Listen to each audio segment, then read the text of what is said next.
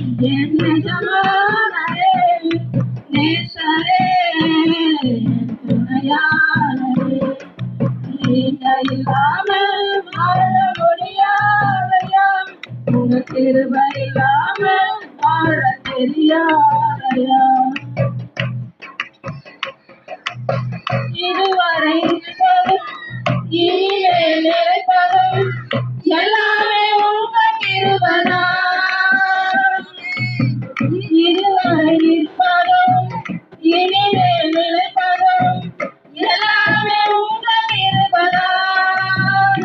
பெருமை பாராட்டிட ஒன்றுமில்லையே, தாங்கி நட